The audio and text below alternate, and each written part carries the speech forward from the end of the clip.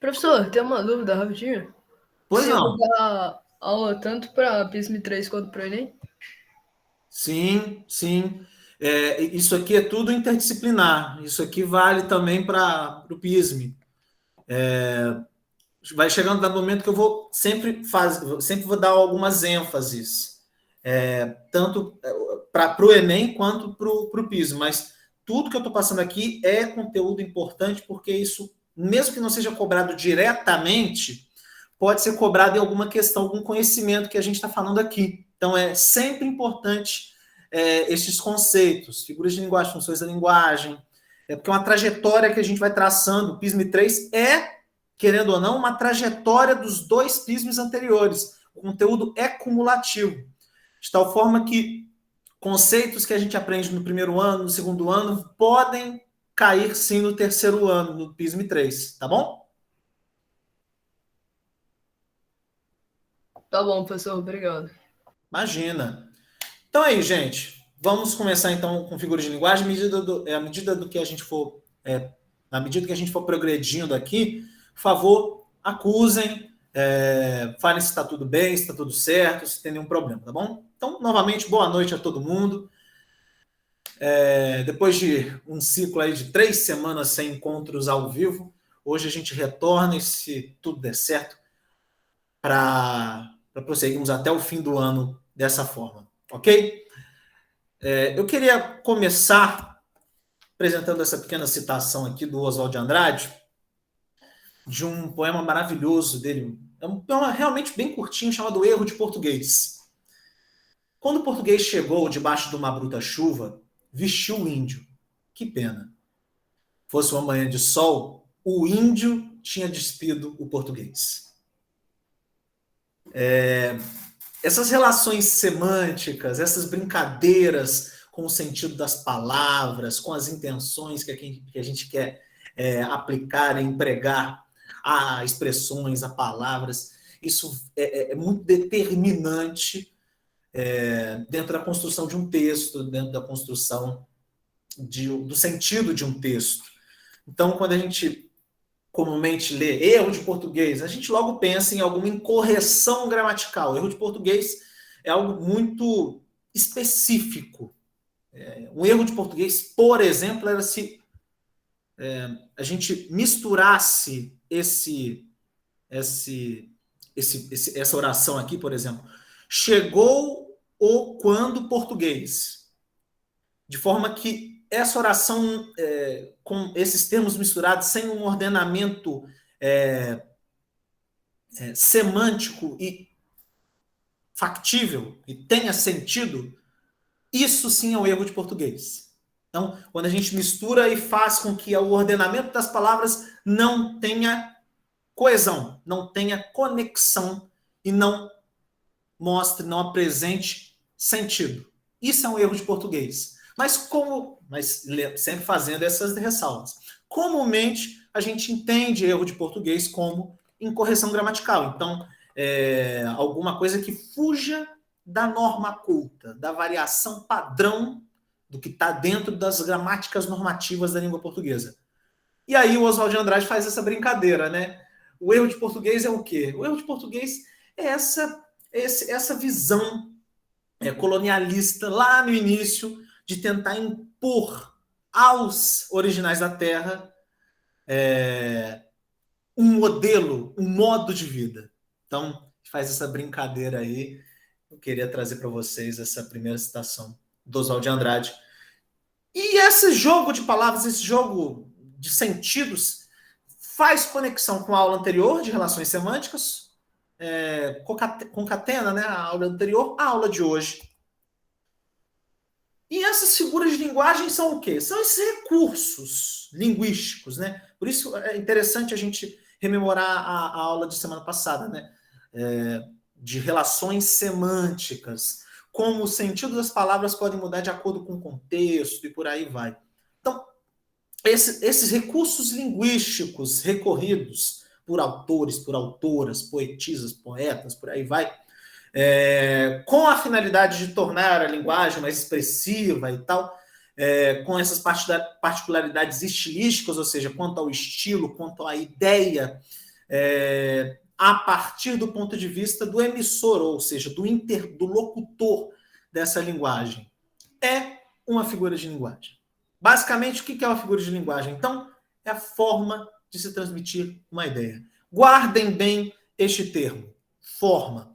Forma é um bom termo para a gente se guardar na hora de entender o conceito de figuras de linguagem.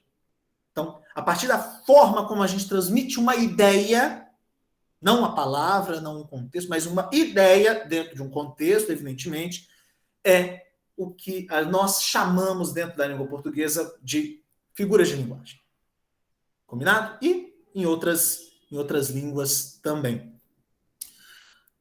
Nós temos 4 vertentes dentro das figuras de linguagem, que são as figuras de som, como o próprio nome diz, referente à fala, referente ao som, a fonética e a fonologia, principalmente a fonologia, melhor dizendo, a fonética, os sons que nós escutamos e esse jogo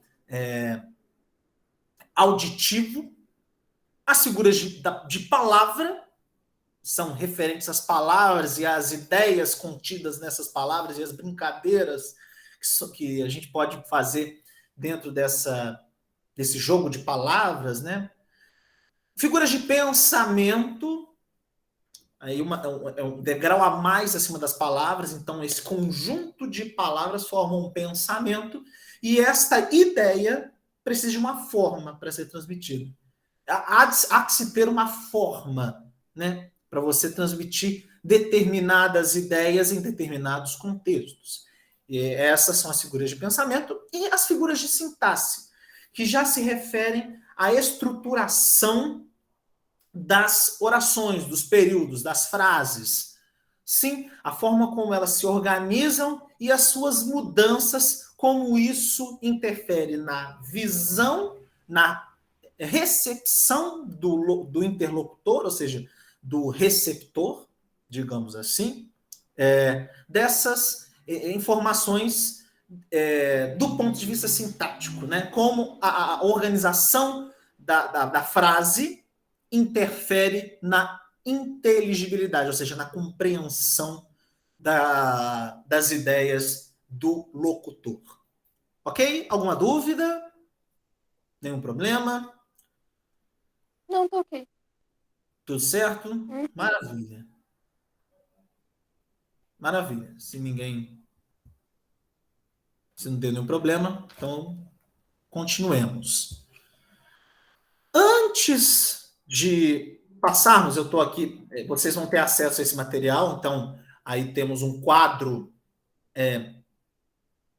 bem completo que assim, nos ajuda a compreender um pouco, assim, de uma forma até mais direta, né, com um quadro, né, assimilações mais rápidas, né, com uma proximidade ali de conceito, explicação e exemplos. Vocês vão ter acesso a isso depois. Mas antes da gente efetivamente entrar na explicação do que são essas figuras, e as principais figuras, não tem como a gente falar de todas, infelizmente. Só para vocês terem uma ideia, eu separei 13 para a gente ver hoje. 13, sendo que 6 delas a gente vai ter que ver em comparação direta. Por sinal, comparação é uma figura de linguagem, mas vocês vão ver isso depois. Mas antes disso, eu preciso falar com vocês sobre dois conceitos importantes para a compreensão: denotação e conotação. Por que é importante a gente saber disso? Porque as figuras de linguagem vão envolver muito o segundo contexto, o segundo conceito, melhor dizendo, a conotação. Mas para você entender conotação, você tem que entender denotação. Por isso, queria começar falando sobre denotação. Nada mais é do que o sentido literal na construção de uma frase, né? No emprego de uma palavra. Eu gosto muito para facilitar a minha lembrança, né? Denotação, conotação. Como é que eu consigo me lembrar de denotação, conotação? Lembra do D de denotação e aí faz um link direto a dicionário. Neste livro, a gente tem o quê? Os conceitos. A gente tem as ideias literais das palavras em diversos conceitos. Então, o sentido do dicionário é o sentido da denotação. Gravem dessa forma, isso vai facilitar muito a vida de vocês. Ok? Então, estou trazendo aqui um exemplo. Juntos vamos derrotar o vírus. A gente, logicamente, nem precisa subentender de qual vírus nós estamos falando, claro. Mas é muito direto. Juntos vamos derrotar o vírus. Qual vírus? O vírus causador da Covid-19, né? Do coronavírus. Conotação já não é mais o sentido literal, é o sentido figurado. É diferente. Na denotação, a gente deu atenção à letra D do sentido dicionário. Na conotação, isso eu aprendi com uma professora muito querida da minha vida. Na conotação, a gente pega a letra C aqui e lembra que é o sentido do coração. Ou seja, você quer falar que fulano é um doce de pessoa. Você não está falando que a pessoa, você lambeu a pessoa e a pessoa tinha um gostinho doce, não é isso. Ou você quer dizer que a pessoa é meiga, é carinhosa. Sim, este é o sentido figurado. Lembre-se, então, sentido denotativo, denotação, sentido do dicionário. Sentido conotativo, conotação, sentido do coração. Ok? Então, trago aí um exemplo falando que Dória, assim, abre aspas, esse é um trecho retirado do UOL há algum tempo. Dória disse que Bolsonaro é um vírus. Aqui, a gente não está falando diretamente de um micro-organismo que cientistas brigam toda hora, e nas aulas de biologia vocês vão ver isso certamente. Cientistas brigam toda hora. Vírus é um ser vivo, vírus não é um ser vivo, e por aí vai, não sei o quê. Né? Mas Pois é, antes fosse só um vírus, né? Ele é um verme mesmo. Mas, enfim, é um genocida, na verdade. Mas pensemos, então, que aqui eles não está citando diretamente, não está relacionando o Bolsonaro a esse micro-organismo, né? Ele está relacionando o Bolsonaro a uma pessoa, a algo ruim, né? Ele está conotando a palavra vírus ao Bolsonaro de uma maneira, de um ponto de vista negativo, né? Pejorativo, de modo a criticá-lo. Tudo bem? Alguma dúvida, gente? Fica claro a diferença, a sensível diferença de denotação e conotação? Sim, professor, tá tranquilo. Tô tranquilo também. Maravilha. É muito importante que vocês saibam disso mesmo, viu? Por favor. Boa noite, Rafael. A gente já começou aqui. A gente acabou de sair de um conceito importante. Então, depois você dá uma olhadinha com calma no material, tá bom? Então, no início dessa aula, a gente não começou há tanto tempo assim, não. Bem, prosseguindo, queria falar, então, começar a falar com vocês sobre as figuras de som. A poesia é a liberdade da minha linguagem, Paulo Leminski.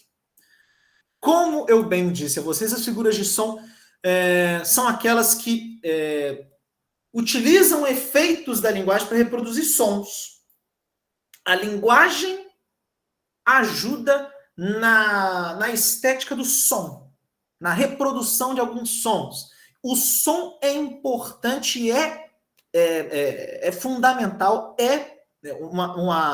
uma peça importante dentro da construção de sentido daquela expressão, daquela oração, daquele período. São 4 as figuras de linguagem dessa classificação, mas nós vamos falar apenas das 2 primeiras, as 2 mais comuns de cair em prova e tal, por mais que a onomatopeia possa aparecer dentro de um quadrinho e tal, mas acho que a onomatopeia é mais clara.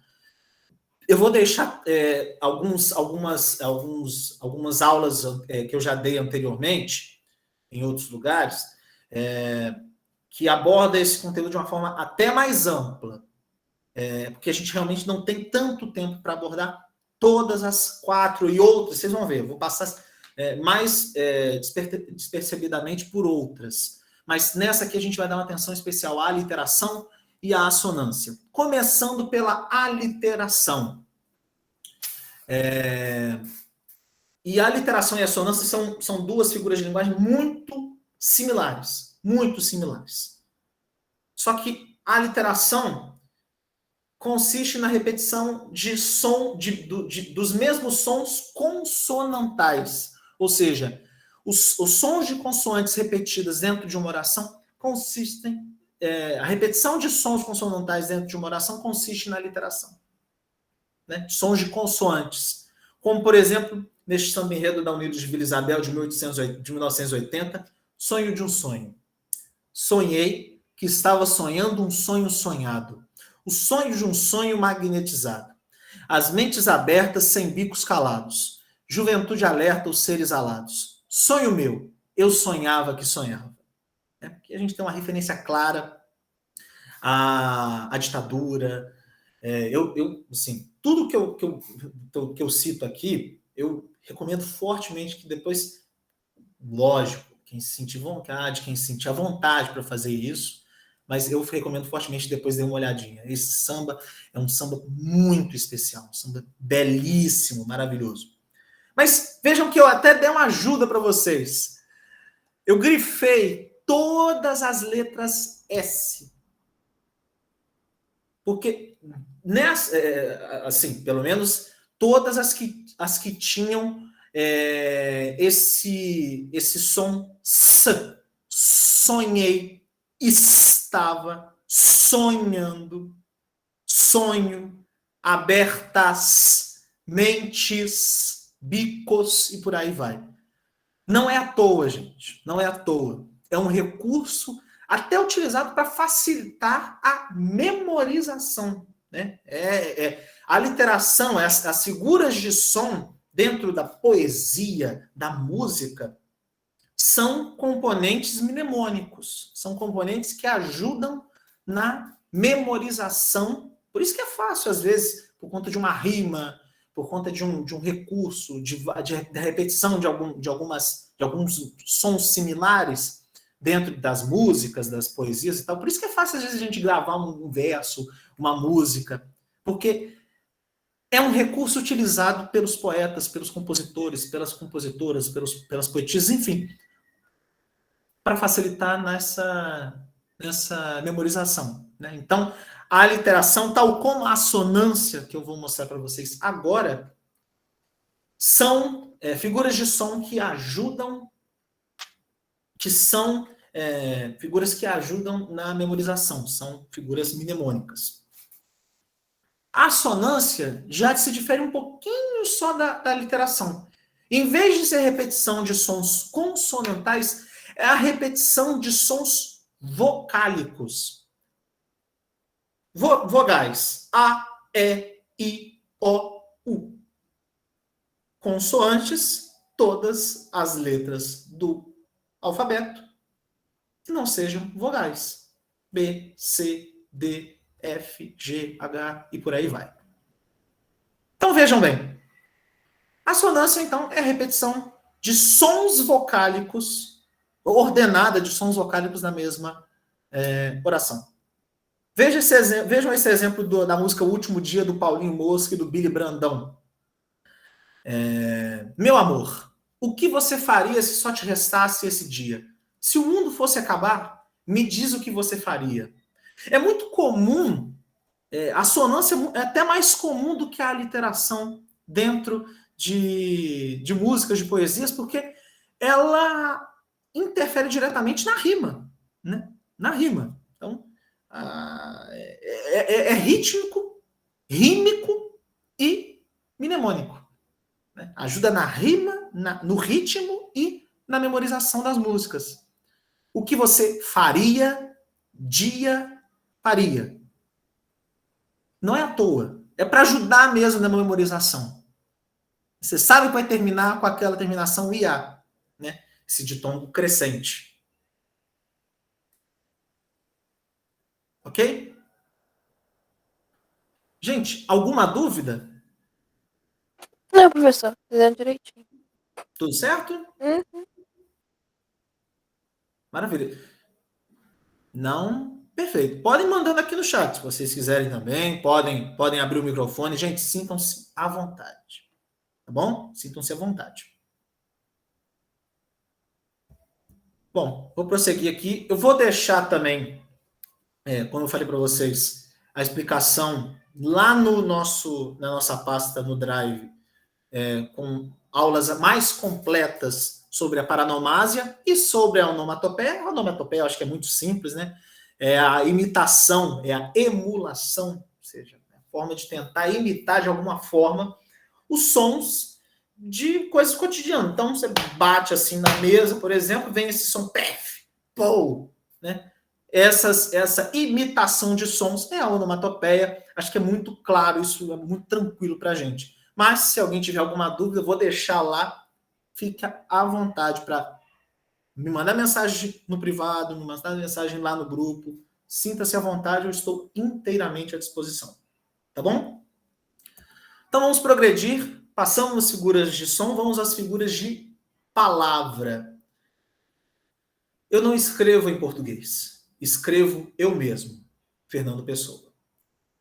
As figuras de palavra já incidem diretamente no campo semântico das palavras em associação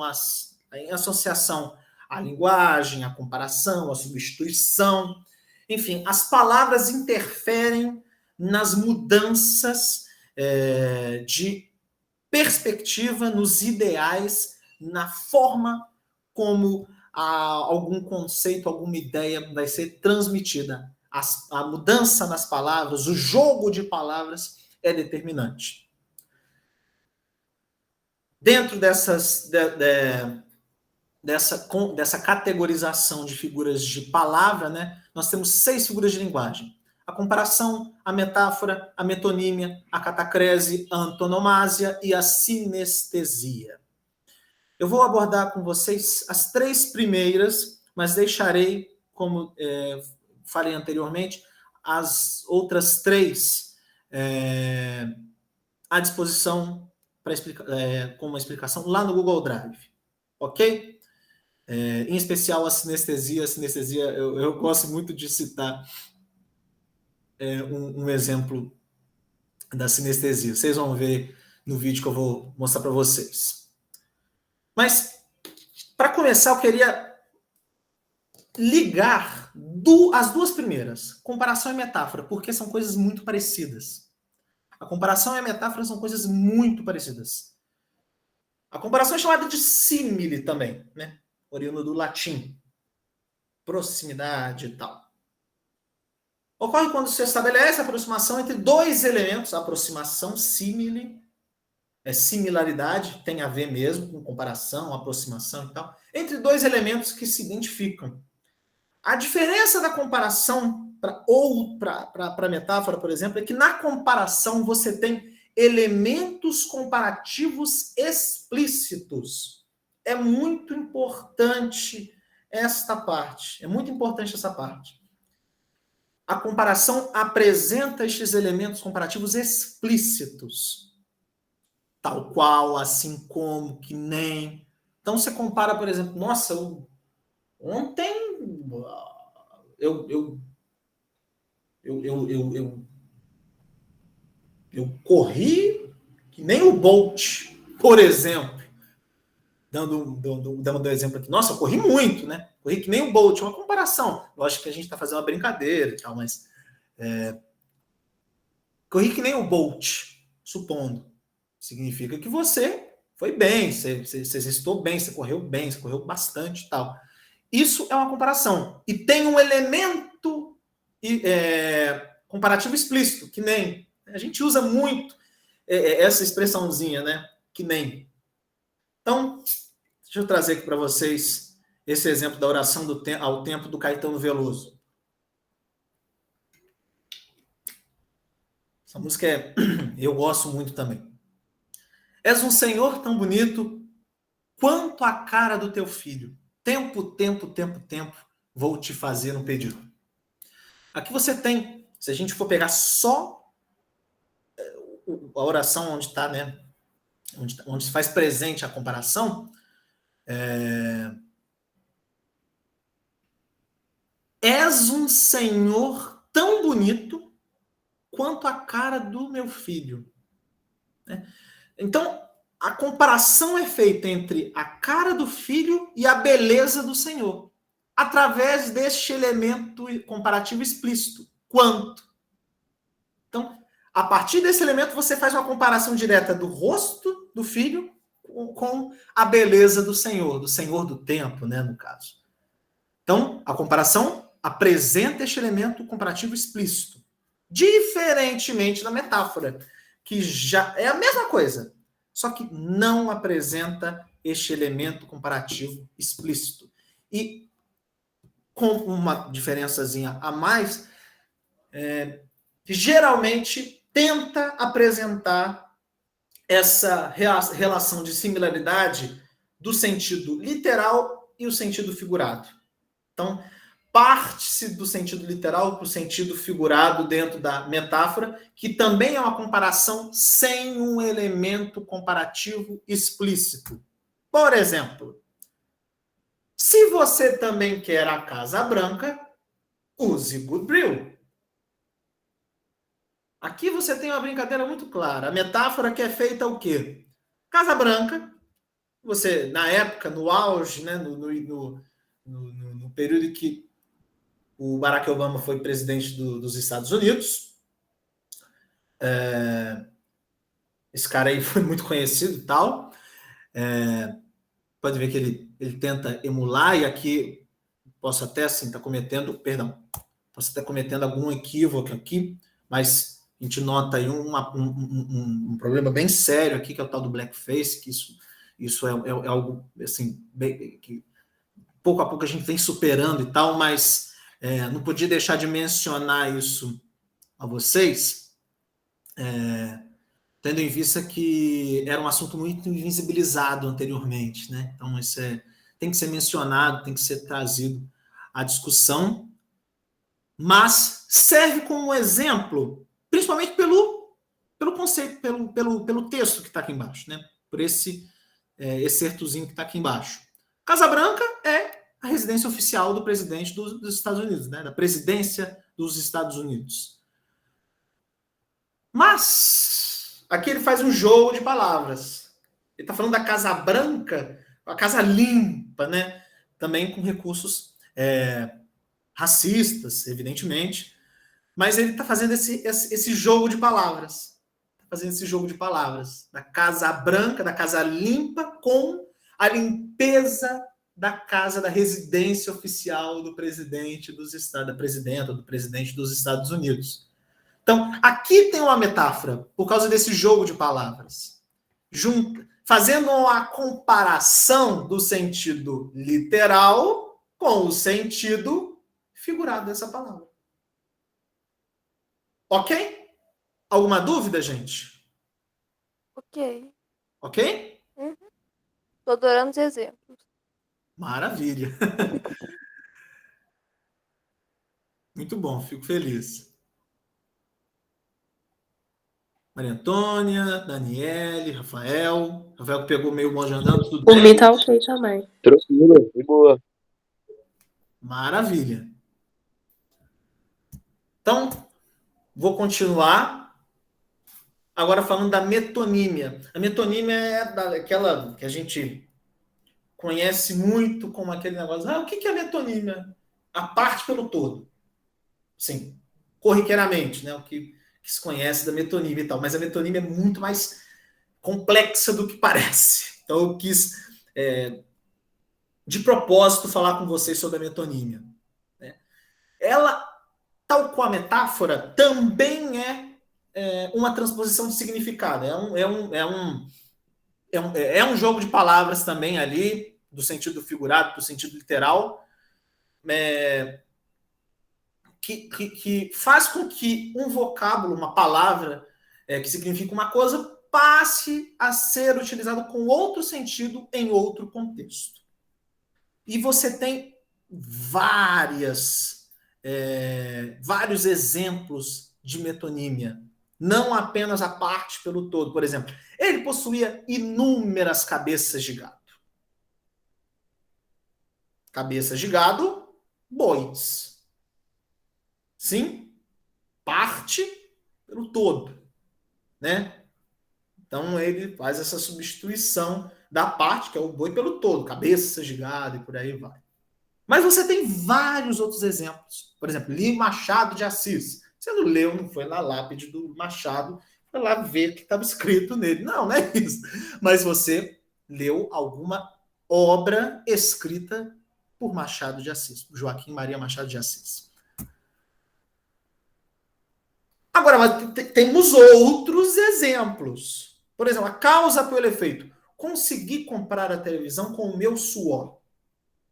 Você não pegou uma garrafa como essa aqui, trabalhou, ou sei lá, correu, deu uma volta na sua casa, foi fazer alguma corrida, uma atividade física, pegou todo o suor na sua camisa, jogou aqui dentro e entregou nas Casas Bahia, por exemplo, e conseguiu uma televisão de volta. Não é isso. Está falando que a partir do suor do seu trabalho, você juntou dinheiro e comprou uma televisão. Então, comprei a televisão com o meu suor. Ou seja, trabalhando muito, eu consegui comprar aquela televisão. É a causa pelo efeito. A causa é o quê? O trabalho. Qual é o efeito de um trabalho? Majoritariamente, fora o escolarinho branco, né? As pessoas que têm um privilégio de não exercerem funções braçais. Suor. Ok? Autor pela obra, como eu já tinha citado, né, que também é o exemplo de parte pelo todo. Né? Li muitas vezes Camões. Você não pegou a lápide do Camões, né, e leu. Não, você pegou uma obra do autor, você leu obras, você leu livros, você leu poemas de Luís de Camões. Invento pelo inventor, mesma coisa. Meu pai me presenteou com um Ford. Esse pai aí tá podendo, né? Mas o pai foi lá, pegou, me presenteou com um Ford. Pegou o Henry Ford lá na lápide dele. Tô meio macabro hoje, né? Desculpa. Mas ele não pegou o caixão do Henry Ford ou qualquer coisa e falou assim, tá aí de presente. Não, um carro da marca Ford foi comprado para o filho e foi esse o presente, né? Um carro, um automóvel da marca Ford. Marca pelo produto. Meu pai adora tomar Nescau com leite. A gente fala muito usualmente Nescau em vez de falar achocolatado. Mas, por exemplo, pode ter uma pessoa que gosta muito de Toddy. Pode ter uma pessoa que gosta muito de ovo maltine. Pode ter uma pessoa que gosta muito de outro tipo de achocolatado. Então, tem que ser Nescau. Mas a gente fala porque a gente admite ou faz essa assimilação da marca pelo produto.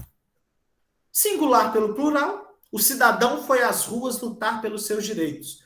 Por mais que a gente saiba que aqui a gente está citando vários cidadãos, né, várias pessoas,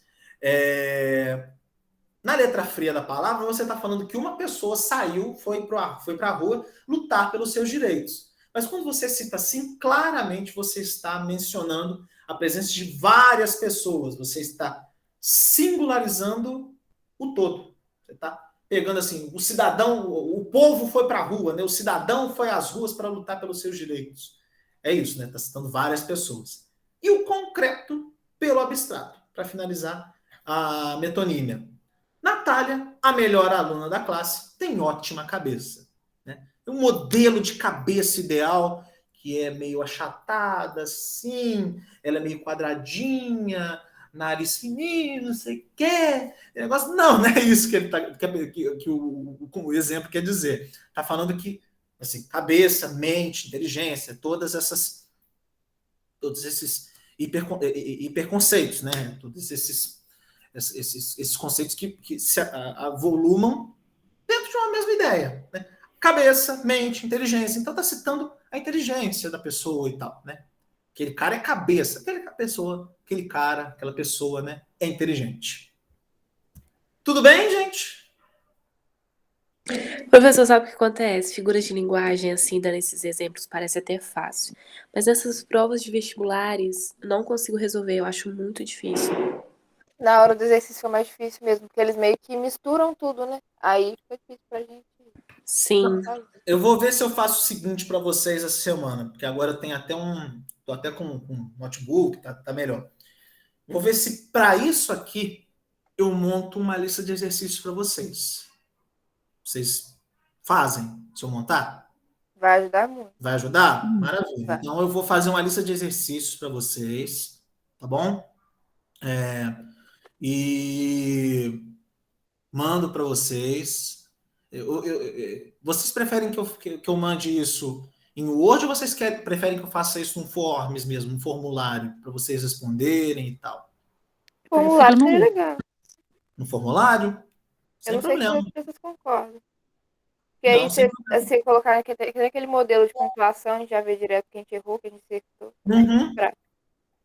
Pode deixar. Então eu vou ver se eu pego alguma coisa aqui, monto umas questões aqui e falo com vocês, mando para vocês. Podem contar comigo, tá bom? E se você também puder mandar pelo WhatsApp, pode colocar lá no Drive, mas eu acho que fica mais de fácil acesso, sabe? A gente acaba lembrando mais do que no outro. Nas últimas semanas eu mandei também o link no WhatsApp, mas às vezes vai se perdendo mesmo, né? Com os outros envios, com os outros links dos professores, das professoras, né? Mas pode deixar, eu mando sim, pode ter certeza. Eu mando tanto o link dos materiais no Drive e também mando para vocês o link do formulário. Eu não sei se eu mando amanhã ou se eu mando na segunda, mas até segunda eu faço isso para vocês sem falta. Combinado? E aí trago alguns exemplos de questões de provas e tal. Gente, vou deixar aí para vocês depois darem uma outra olhada e tal na catacrese, na antonomásia e na sinestesia. Tá bom? Vamos para a terceira parte, que são as figuras de pensamento. A linguagem na ponta da língua, tão fácil de falar e difícil de entender. Carlos Drummond de Andrade. Esse é o problema da linguagem, né? Tem função enfatizar os aspectos semânticos da linguagem, a partir desses pensamentos, dessas ideias, né? E dentro desse conjunto de palavras, a gente está falando não somente de uma palavra aqui, a gente está falando de várias palavras juntas que formam um pensamento, uma ideia, e essas ideias que vão se... E esse jogo de palavras que modifica o sentido, né, de uma oração e tal, a forma como isso é exposto ou apresentado. 7 são as figuras, eu vou apresentar para vocês aqui 6.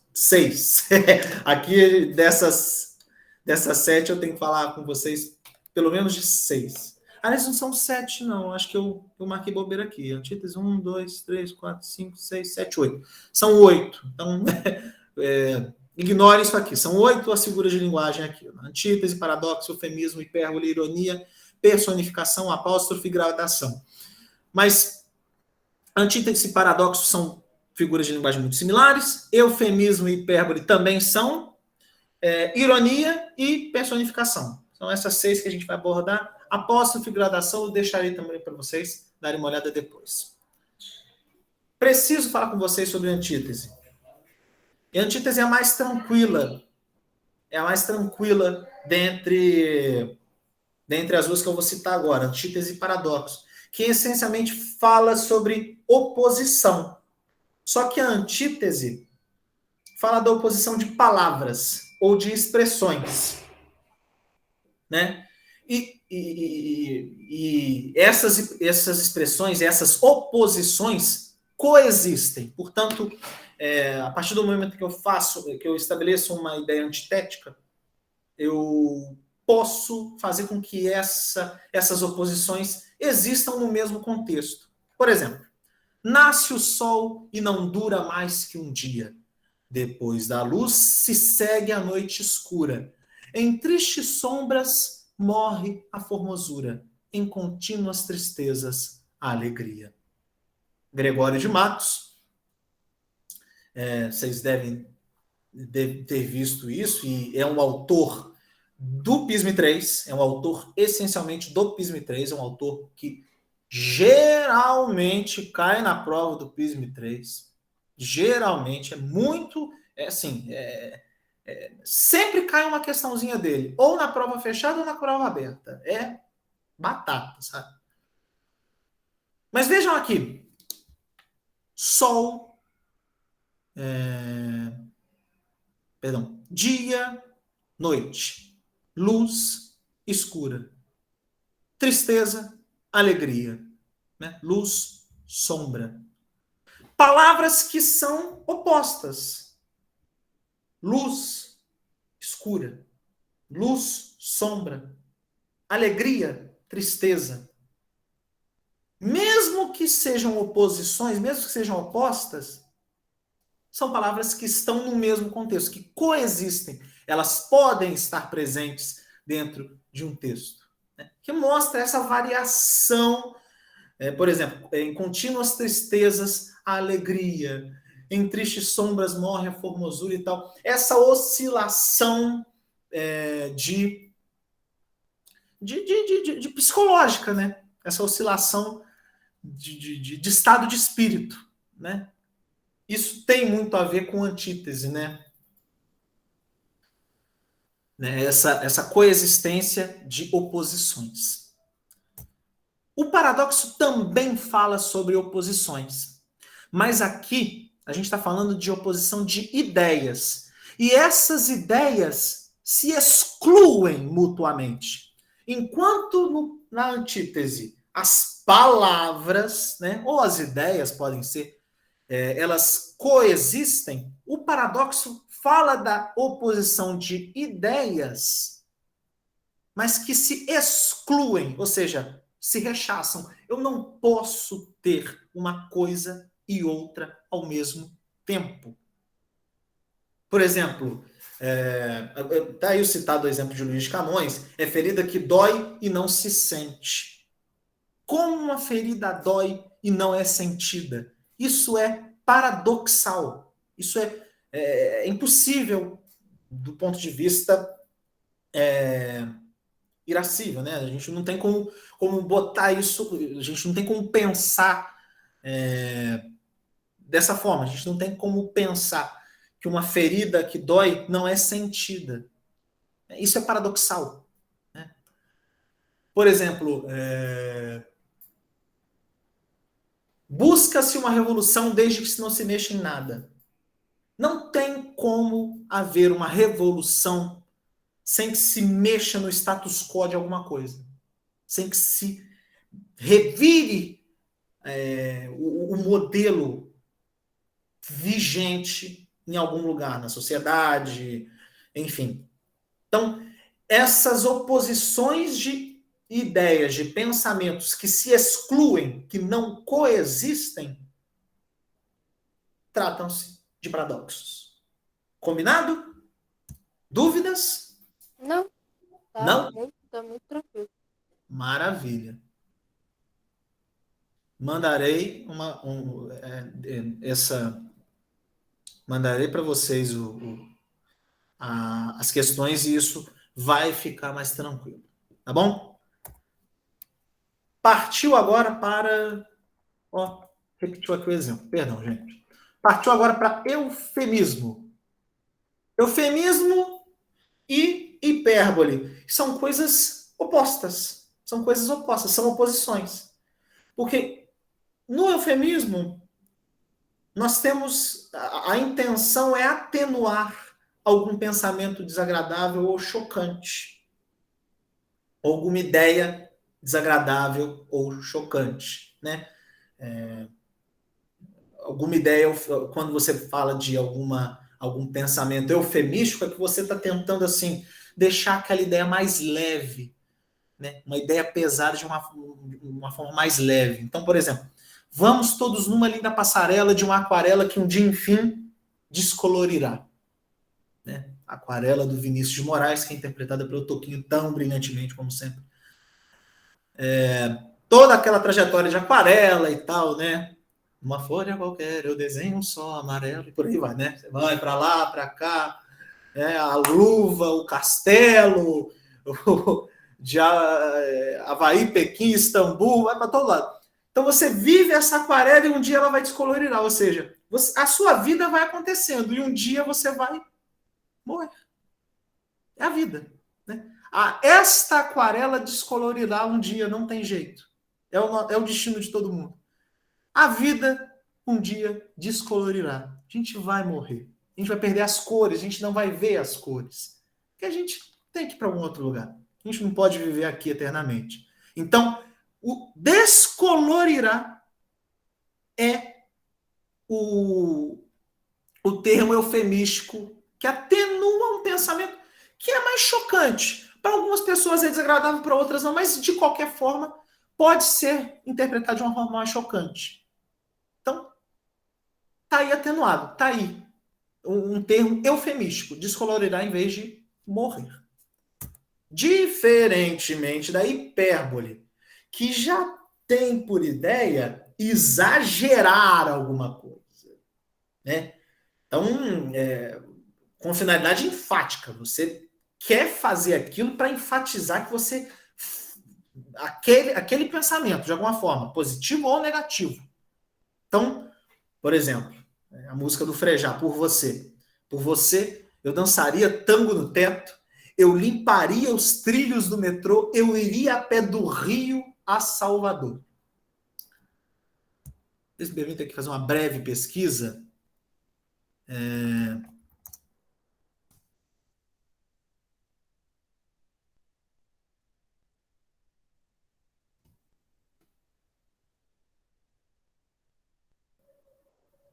A viagem do Rio a Salvador, para vocês terem uma ideia, dura somente 60 horas e 5 minutos de carro. De carro. E tem pouco mais de 1.600 quilômetros por estradas. 1.600 quilômetros. Ir a pé do Rio a Salvador é um exagero enorme para falar sobre amor, paixão. Ou seja, por você eu faço qualquer coisa. Eu danço tango no teto. A coisa é impossível. Como é que você vai dançar tango no teto? Tá num local de gravidade zero? Posso ficar lá no teto dançando? Inverter o teto vai ser o chão, então? Limparia os trilhos do metrô? Se for o metrô de São Paulo tem quase 100 quilômetros de trilhos de metrô, por exemplo. O Rio tem quase mais de 50 quilômetros de trilhos de metrô. Vai fazer isso? É muito amor envolvido. Essa é a hipérbole. É o exagero com finalidade enfática, que é enfatizar que eu amo essa pessoa, que eu amo, que eu tô apaixonado, que por ela eu faço tudo. Tudo bem? Alguma dúvida, gente? Tranquilo. Tranquilo? Vou partir então, porque sei que já estamos num avançar de hora mais complicado. Ironia. A ironia, gente, é esse recurso linguístico que consiste em afirmar o contrário do que se pensa. What? A excelente dona Inácia era mestra na arte de judiar crianças. Esse adjetivo aqui não tem por intenção classificar a dona Inácia como uma pessoa boa, como uma pessoa maravilhosa, como uma pessoa do bem. A dona Inácia era mestre na arte de judiar crianças, ele está ironizando a dona Inácia. Está ironizando a dona Inácia através do adjetivo excelente. na verdade, o que o Monteiro Lobato, né, o narrador do texto quis dizer, é que, desse excerto, né, é que a Dona Inácia é uma peste, é uma pessoa ruim. Então, esta Ela é boa em fazer coisa ruim, né? é boa em fazer coisa ruim. Então, aí, ó, olha a ironia por trás, tá vendo? É isso aí. Mas, cuidado. Ironia é uma coisa. Olha só quem chegou, não está nem um pouco atrasado. O contrário do que quis se dizer. Sarcasmo. Chegou cedão para a reunião de amanhã. Então, você joga ali digamos assim, um veneno. Entendeu? Joga um veneninho assim. Nossa, foi muito bem, né? Mandou bem hoje, hein? Para amanhã, né? Assim, chegou atrasado na reunião, falou assim, chegou cedão para a reunião de amanhã, mandou bem, hein? E o deboche, né? Lá vem o prêmio Nobel da pontualidade. São coisas similares, mas diferentes, tá bom? Pode ver que só na ironia você tem só na ironia você vê algo dito ao contrário do que quis dizer. Por exemplo, não chegou nem um pouco atrasado, pelo contrário, a pessoa chegou muito atrasada. Mas não há referência ao grande atraso, mesmo que ao contrário, né? Mesmo que oposto, mesmo que antitético, no sarcasmo nem no deboche. O deboche faz brincadeira com o negócio. O sarcasmo é aquele veneno, digamos assim. Ok? Bem Ok. difícil, professor. Ok? Maravilha. É difícil, professor. Oi, difícil? Eu achei difícil. Achou? Então eu vou ver se eu. Mas você entendeu ou não entendeu? Eu entendi, mas Entendeu? assim, eu acho que se na hora de fazer uma questão, dá para confundir bastante.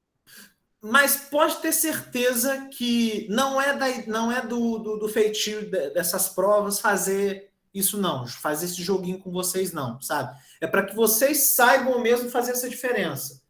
Tá, Mas vocês vão identificar facilmente o que é uma ironia. Isso vai dar, tá vai bom. lá, vai ficar muito claro, sabe? Vocês vão identificar. O problema é que às vezes a gente coloca tudo no mesmo balaio. O sarcasmo é aquele veneno jogado. Entendeu?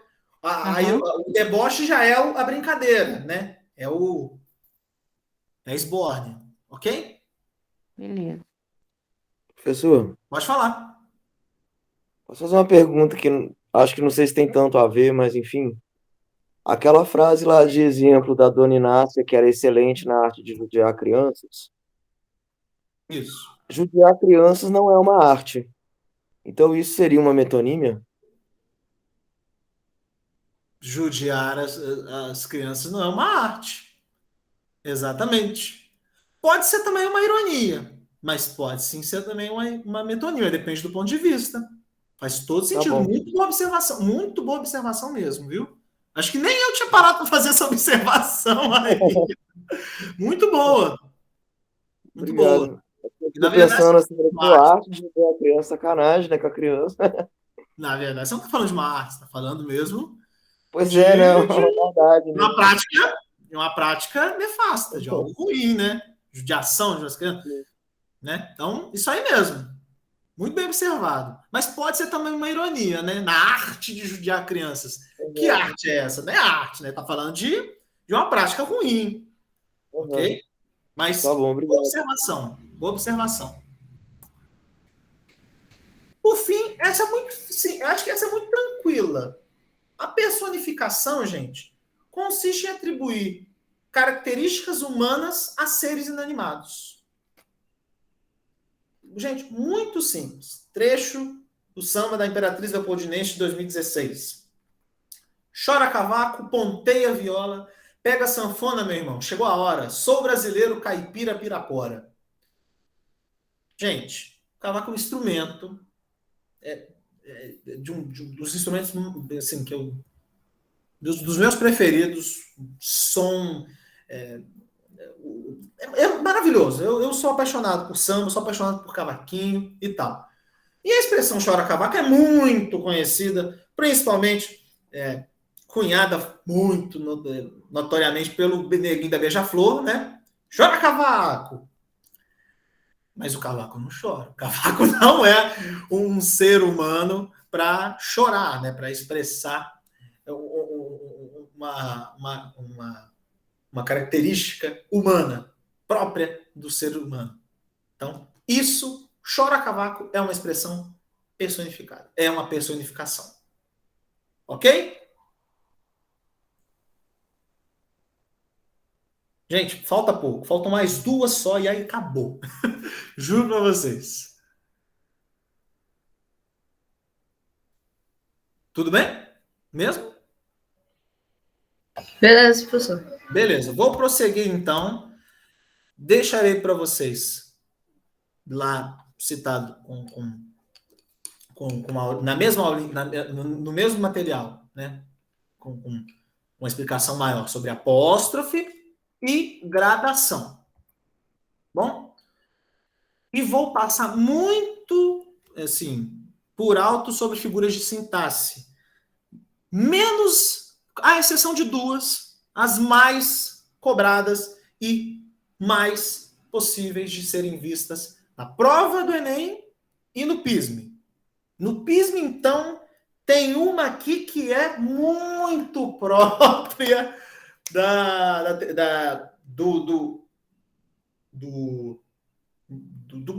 do que vocês vão estudar, né? Da seção, né? Do conjunto literário que vocês vão estudar para a prova do PISM, né? Do conjunto literário, na literatura, né? Então, o Gregório de Matos, o Tomás Antônio Gonzaga, o Cláudio Manuel da Costa, por aí vai. Saudade é uma palavra. Saudade só existe na língua portuguesa. Cazuza. As figuras de sintaxe são desvios da construção normal de um período, de uma oração. Né? Então você tem aquelas mudanças ali dentro de uma oração. Um termo que vai para frente, ou então um termo que vai para trás, ou então a repetição de um termo. Tudo que está ali claro de repetição, de mudança na construção normal de um período, é uma figura de linguagem de classificação sintática. Né? Elas ocorrem na concordância, na ordem, na construção dos termos da oração. 10 são as figuras de sintaxe, mas nós vamos falar somente de 2. O elipse é uma figura importante, o zelo é uma figura importante, o assíndato é uma figura menos importante, mas é importante também vê-la, logicamente, polissíndato da mesma forma, anacoluto, o hipérbato, a hipálage, a silepse, mas eu só quero falar com vocês sobre 2. Pleonasmo e anáfora. Então, vou passar direto aqui para o pleonasmo. O pleonasmo, gente, é a redundância com finalidade de retificação, de reforçar, aliás, de ratificação, melhor dizendo, perdão. A redundância tem por finalidade ratificar, reforçar alguma mensagem. Então, cotidiano de Chico Buarque. Todo dia ela faz tudo sempre igual, me sacode às 6 horas da manhã, me sorri um sorriso pontual e me beija com a boca de hortelã. Quem sorri, sorri um sorriso pontual. Que sorriso pontual é esse? Quem sorri, sorri um sorriso. Não tem essa. Mas isso aqui tem por ideia, assim, principalmente do ponto de vista literário, tem por ideia reforçar aquela ação, né? O sorriso, sorri um sorriso pontual. Né? Aqui tem uma explicação, aliás, uma explicação, aqui tem a explicação certamente daí, mas aqui tem uma ideia literária por detrás da repetição de sorriso, né? da sua derivação, sorrir, sorriso, né? Do verbo para o substantivo. Mas vejam bem, isso aqui que eu falei, sorrir um sorriso pontual, é diferente de um pleonasmo vicioso. O pleonasmo poético literário tem intencionalidade literária, tem recursos literários circunscritos. Então, chovia uma triste chuva de resignação. Né? Você quer fazer referência à tristeza do momento, né? À melancolia do momento. Diferentemente de entrar para dentro, subir para cima, descer para baixo. Panorama geral, fatos reais. Você entra para dentro e isso é muito claro. Você não precisa repetir isso. Isso é vicioso. Você pode utilizar, olha, talvez a gente possa entrar, ou a gente possa utilizar o pleonasmo vicioso do ponto de vista poético. Pode ser, gente. Não existe nunca na língua portuguesa. Mas, de modo geral, essas expressões são utilizadas para reiterar algo que já está circunscrito na sua essência. Quem entra, entra para dentro. Quem sobe, já sobe para cima. O panorama, gente, ele é geral. Você vê um panorama da cidade. Você está olhando, por exemplo, para toda a cidade. Você tem um panorama da cidade. Você vê a cidade de modo geral. E fatos, gente, são reais, por natureza. Então, sempre que a gente for utilizar esse termo, em vez de utilizar fatos reais, escolhe história real. Ou, tão somente, fatos. Porque um fato, algo que acontece, tem que ser real. Combinado? Um fato não é irreal. Um fato não é ficcional. Combinado? Certo, professor. Certo. E, por fim, anáfora. Última de hoje. Saideira. Anáfora. Repetição da mesma palavra ou expressão no início de várias orações, períodos ou versos. Simples. É pau, é pedra, é o fim do caminho, é um resto de toco, é um pouco sozinho, é um caco de vidro, é a vida, é o sol, é a noite, é a morte, é o laço, é o anzol. O verbo ser conjugado, né, o se repete à frente de todas as orações aí, ó. É pau, é pedra. Aí a repetição está muito clara. Né? Quando vocês começarem a notar a repetição de uma mesma palavra ou expressão dentro de um texto, suspeitem. Deve ser anáfora. Ok? Muito tranquilo. É isso. Para fechar só. Eu repetir no final da frase ao invés do início. Oi? E se a mesma palavra ou expressão vier no final de cada frase ao invés do início? É o quê? Repetição da mesma palavra no final? Igual ali é o exemplo, tá? Vai pau, é pedra, tá começando, tá sempre no início da frase, certo? Sim. Pode ser também no final. Foi um erro meu. Até peço desculpas. Pode ser no final também. Pode ser no final também. Tá bom? Se houver uma repetição clara de um elemento, por exemplo, no final, né? Uhum. Perdão. Achei. Perdão. De uma palavra, de uma expressão, no final também pode ser anáfora. Perdão. Mas, de modo geral, vai aparecer mais no início. Tá? É um recurso utilizado mais no início das orações. Combinado? Combinado. Combinado? Gente, por fim, ó, a Silepse também vai estar à disposição no material, em vídeo que eu vou mandar para vocês. E acabou.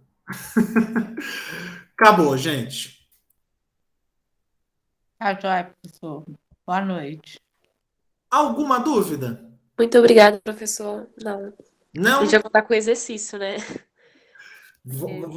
A partir dos exercícios, vocês me apontem, por favor, as dúvidas, os problemas e tal, e a gente vai conversando ao longo da semana.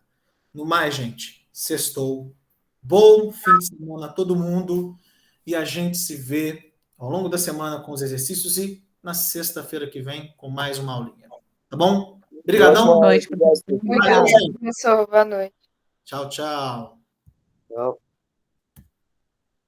Tchau.